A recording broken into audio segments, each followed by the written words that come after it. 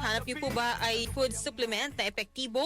May diabetes po ba kayo, hypertension, maruming dugo na nagdudulot ng iba't ibang mga sakit? Ang solusyon na Santon Plus Gold. Ang Santon Plus Gold ay mas pinabisa, mas pinahusay at mas pinagaling. Extracted mula sa ampalaya, mangosteen, malunggay, garlic at spirulina. Para po sa inyong mga reservation, tanong at order, tawag lang or mag-text sa DZXL 0927 499-1276. Pwede nyo ring subukan ang Santon Plus Herbal Cap Supplement na all-in-one na kapag ininom ho natin everyday, talaga may iwasan po na tubuan tayo ng mga bukol sa ating katawan, may iwasan po yung mga inflammatory diseases at mga karamdamang dulot ng bakterya. Supplement na may taglay na antioxidant, anti-tumor at antibacterial properties. Ano pang hinintay nyo mga kasama? Pumunta na sa mga butika at hanapin ang Santon Plus Herbal Capsule. Dapat po may tatak Yes to Health o Doc Samaritan sa pagbili nyo. At sa mga madali ho diyang kapitan ng ubo, sipon, trangkaso dahil sa pabago-bagong panahon, palakasin ang resistensya. Mag-Santon Vitamin C, ang alkaline na vitamin C, mas pinalakas dahil ito po ay gawa sa santon. Kaya kung gusto mo ng katuwang sa araw-araw na laban, mag-Santon Vitamin C, mabibili sa mga butika. At pwede rin po kayo magpunta ng personal sa Yes to Health Center sa Unit 7 ng Crownland Building, 851 EDSA, corner Mother Ignacia Avenue sa Quezon City. Santon Gold Coffee Mix, yan po ang kape na hindi lang masarap, kundi makatutulong pa sa inyong kalusugan. Nakakatulong pong palakasin ang ating resistensya, walang side effects, may santon, malunggay, spirulina at bawang, mga natural na sangkap na tumutulong laban sa iba't ibang uri ng sakit. May glutathione at collagen para sa makinis at malusog na balat. Nagkape ka na, gumanda pa ang katawan at kutis mo. Santon Gold Coffee Mix, kape na alagang iyong kalusugan at kagandahan mabibili sa mga botika. That news was brought to you by ACS Manufacturing Corporation, ISO certified world-class quality. ACS. Araw-araw, MX3 para MX-Traordinary. With Alpha Beta Gamma na sangkap ito, tunay original at natural na suplemento. With MX3, So coffee and tea. with MX3, It's for you and me. with MX3, dito ako believe. Hello, I'm Cheryl Cosim, news anchor and TV host. Sa MX3 Capsule, dito ako bilib. Mahalagang paalala, ang MX3 capsule ay hindi gamot at hindi dapat gamiting panggamot sa anumang uri ng sakit. Be Extraordinary with MX3. Pagbasa sa ikasampung kabanata ng Aklat ni Juan, ang talinhaga tungkol sa pastol, talata 1-42. Pakatandaan ninyo, ang pumapasok sa kulungan ng mga tupa nang hindi sa pinto nagdaraan kundi umaakyat sa di dapat pagdaanan ay magnanakaw at tulisan. Ang tunay na pastol ay sa pintuan nagdaraan. Pinapapasok siya ng gwardya at pinapakinggan ng mga tupa ang kanyang tinig. Tinatawag niya ang kanyang mga tupa sa kani-kanilang pangalan at inilalabas sa kulungan. Kapag nailabas na, siya'y nangunguna sa kanila at sumusunod naman ang mga ito sapagkat kilala nila ang kanyang tinig. Hindi siya sumusunod sa iba kundi patakbong lumalayo sapagkat hindi nila kilala ang tinig ng iba. Sinabi ni Jesus, ang talinhagang ito, ngunit hindi nila nauunawaan ang ibig niyang sabihin. Kaya't muling sinabi ni Jesus, pakatandaan nyo, ako nga ang pintuang dinaraanan ng mga tupa. Ang mga nauna sa akin ay mga magnanakaw at mga tulisan, ngunit hindi sila pinapakinggan ng mga tupa. Ako ang pintuan. Ang sinumang pumapasok sa pamamagitan ko ay maliligtas. Papasok siya't lalabas at makakatagpo ng pastulan. Dumarating ang magnanakaw para lamang magnakaw, pumatay at manira. Naparito ako upang ang mga tupa ay magkaroon ng buhay, ng isang buhay na masagana at ganap. Ako ang mabuting pastol. Iniaalay ng mabuting pastol ang kanyang buhay para sa mga tupa.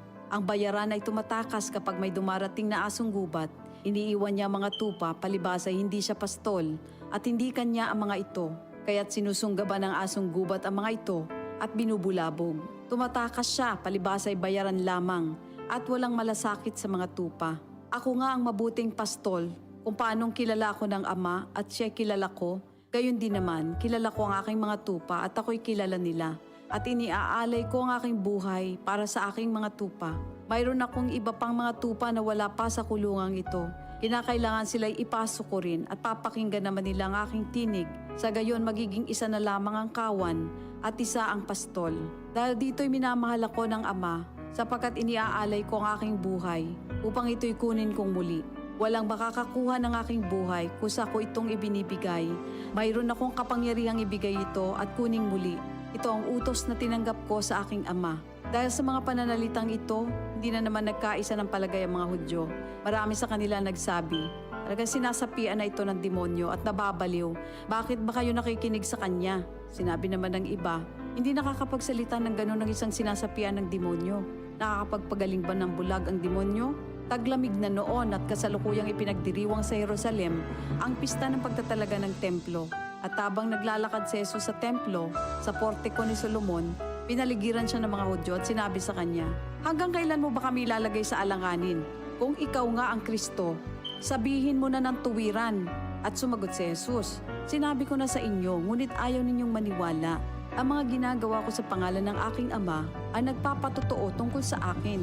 Ngunit ayaw niyong maniwala sapagkat hindi kayo kabilang sa aking mga tupa.